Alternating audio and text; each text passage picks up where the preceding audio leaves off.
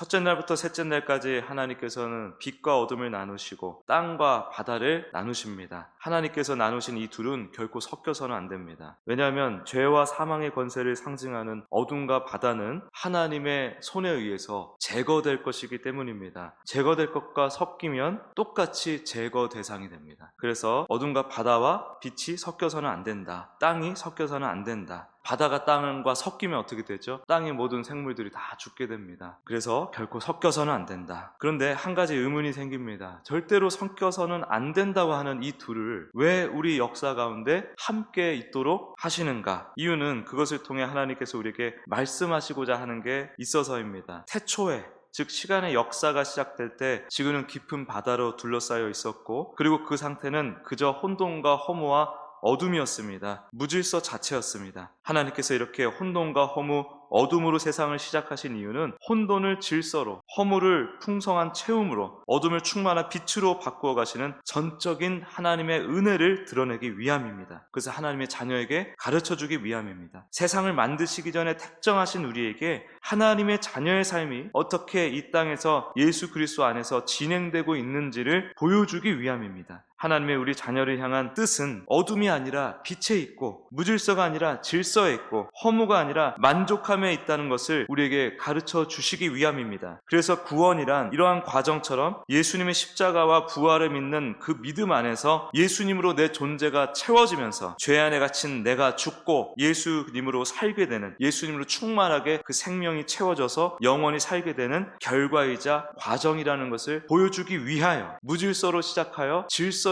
회복하시는, 어둠에서 시작하여 빛을 충만케 하시는 과정을 우리 가운데 허용하고 계시는 것입니다. 그리고 지금 우리는 그렇게 빛과 어둠, 질서와 무질서, 채움과 공허, 땅과 바다가 나뉘어졌지만 함께 공존하고 있는 이 세상에 살고 있습니다. 위에서 언급한 하나님의 뜻과 계획을 우리가 반드시 알아야 하기에, 하나님께 우리에게 반드시 가르쳐 줘야 되고, 우리가 그것을 이 땅에 있는 동안 습득을 해야 되기 때문에, 완전히 알아야 되기 때문에 그러한 세상 우리에게 허락하고 계신 것이다. 그래서 우리는 살면서 어둠과 무질서와 공허와 죄와 죽음을 경험하면서 이것이 얼마나 우리에게 무익한 것인가를 깨달으며 살고 있습니다. 그리고 예수님을 만나 주님만을 나의 주 나의 하나님으로 모시며 사는 것이 얼마나 큰 행복이고 영광인지를 함께 배우고 있는 중인 것입니다. 그래서 우리 성도들에게는 무질서도 은혜요, 크게 보면 질서도 은혜요, 죽음도 은혜요, 생명도 은혜입니다. 어둠도 은혜요, 빛도 은혜입니다. 이 세상에서의 모든 일들이, 내 인생에서 일어나는 모든 만남과 사건들이 다 예수 그리스도의 은혜를 깊이 깨닫고 하나님의 사랑과 능력을 알게 해주는 은혜이기 때문입니다. 그런데 이것이 어둠과 무질서로 살라는 말이겠습니까? 그것을 우리에게 허용했다는 말이겠습니까? 마귀는 무질서, 비도덕, 비상식적인 삶을 살게 하면서 그것이 하나님의 일이다 라고 속입니다. 이단 사이비는 어떻게 보면 제가 말씀드렸지만 하수들입니다. 하수. 진짜 무서운 사이비는 하나님을 들먹이면서 하나님과 상관없는 것을 하나님의 일인 양 얘기하는 사람들입니다. 무질서를 말하고 행하면서 이것이 하나님의 질서다라고 주장하는 자들, 그 자들이 정말 우리에게 위험한 자들이고, 우리는 그들을 철저히 경계하고 멀리해야 됩니다. 하나님이 낮과 밤을 나누시고 광명체를 통해 이들을 주관하게 하십니다. 주관한다는 것은 모든 것을 통제한다라는 것을 얘기하는 게 아니라 그냥 담당한다는 뜻입니다. 그래서 15절에 보면 비추라 라고 하죠. 광명체의 역할이 비추는 것이다 라는 걸 말씀하고 있습니다. 그리고 첫째 날의 빛을 가리키는 것이며 하나님의 주되심을 드러내는 것입니다. 그러니까 광명체의 역할은 땅을 비추면서 그 비춤을 당하는 피조물로 하여금, 아, 저 빛은 첫째 날의 빛이구나, 아, 첫째 날의 빛은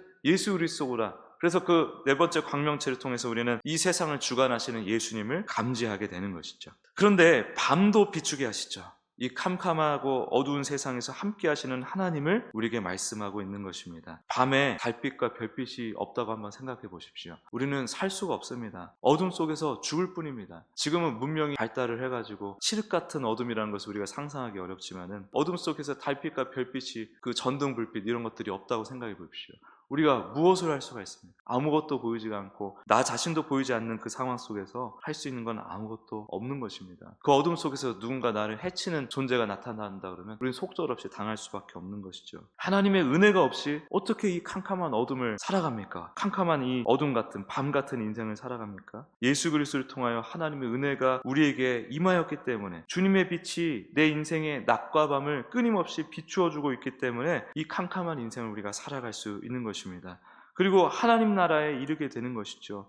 낮과 밤을 비추는 광명체, 이것들은 그래서 자녀를 이끄시는 하나님의 진심과 능력을 드러낸과 동시에 죄인들에게 끊임없이 주시는 기회를 상징하기도 합니다. 그런데 이 죄인들이 어둠을 그렇게 좋아합니다. 스스로 하나님 노릇하기를 지독히도 원합니다. 평생 동안 예수 그리스도에 대한 전하심을 그렇게 많이 듣는데도 그것을 계속 거절을 하고, 교회 안에서도 그렇게 말씀을 들으면서도 하나님을 마음의 중심에 두기를 싫어하는 게 우리 인간이죠. 욥기 5장 14절에 보면은 그들은 낮에도 어두움을 만나고 대낮에도 더듬기를 밤과 같이 하느니라, 이렇게 얘기합니다. 죄인들의 실존을 기가 막히게 표현해 놓았습니다. 끝없이 어둠으로 치닫는 이들에게 이 세상의 역사가 시작하고 끝날 때까지 하나님은 그럼에도 불구하고 계속 낮에도 비추시고 밤에도 빛을 비추고 계신 거예요. 그리고 우리 자녀들을 영원한 낮으로 인도하시기 위해서, 빛으로 충만한 낮으로 인도하시기 위해서 이 세상에서 밤의 그 무서움과 빛의 은혜를 동시에 배울 수 있도록 이렇게 삶을 허락해 주시고 계시죠. 그런데 우리가 어둠과 무질서와 밤을 주장하면서 그것이 하나님의 일이다라고 할 수는 없는 것입니다. 끊임없이 비추고 있는 이 광명체, 이 광명체를 통해서 우리는 무엇을 생각해야 되느냐? 우리를 항상 주목하고 계시고, 항상 우리에게 믿음의 기회를 주시고, 항상 우리를 빛으로 인도하고 계시는 예수 그리스도를 생각할 수 있어야 되는 것입니다. 그게 우리 자녀들의 지혜인 것이죠. 우리를 향한 하나님의 한없는 자애로우심, 무한한 영광으로의